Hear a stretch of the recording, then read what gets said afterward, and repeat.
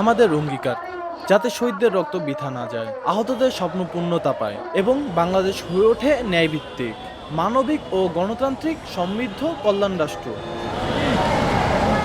বাংলাদেশে ২০২৪ সালে জুলাই গণ অভ্যুত্থানে জীবন ও উৎসর্গকারী শহীদদের স্মরণে শুক্রবার ১ আগস্ট শাহবাগে একটি প্রেস ব্রিফিং অনুষ্ঠিত হয়। প্রেস ব্রিফিংয়ে তিনি আনুষ্ঠানিকভাবে জুলাই সনদ ঘোষণা করেন। এতে ৩টি মূল ধারা উল্লেখ করা হয়। ধারা ১, জুলাই শহীদ ও যোদ্ধাদের স্বীকৃতি। ২০২৪ সালে জুলাই গণ অভ্যুত্থানের শহীদদের জুলাই শহীদ ও জাতীয় বীর হিসাবে ঘোষণা করা হয়েছে। আহতদের জুলাই যোদ্ধা বীর স্বীকৃতি প্রদান করা হবে, যারা তাদের সাহস ও রক্তের বিনিময়ে গণতন্ত্র ও ন্যায়ের পথে প্রশস্ত করেছেন।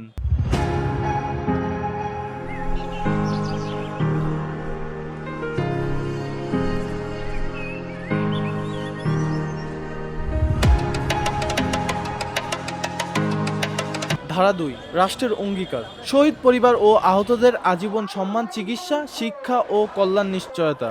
রাষ্ট্রের অবিচ্ছেদ্য ও কর্তব্য হিসেবে তাদের প্রতি দায়িত্ব গ্রহণ। আহতদের চিকিৎসা, পুনর্বাস ও কর্মসংস্থানের পূর্ণ ব্যয় রাষ্ট্র বহন করবে। শহীদ পরিবার ও আহতদের জন্য আজীবন সম্মানজনক ভাতা নিশ্চিত করা হবে। কোনো অবহেলা বা অধিকার হরণ ঘটলেই তা রাষ্ট্রবিরোধী অপরাধ হিসাবে গণ্য করা হবে। বিশেষ আইনি সুরক্ষা ও সহায়তা কেন্দ্র গঠন করা হবে। ধারা ৩, ন্যায় বিচার ও দায়বদ্ধতা। শহীদ ও আহতদের উপর দমন পীড়নের জন্য দায়ীদের আন্তর্জাতিক মানবদণ্ডে বিচার। একটি স্বাধীনতা, সত্য ও ন্যায় কমিশন গঠন, যেখানে ভুক্তভোগীরা তাদের অভিজ্ঞতা ও সাক্ষ্য প্রদান করতে পারবেন। রিজভী রহমান, ভিওডি বাংলা, ঢাকা। ঢাকা রাজপথে দাঁড়িয়েছি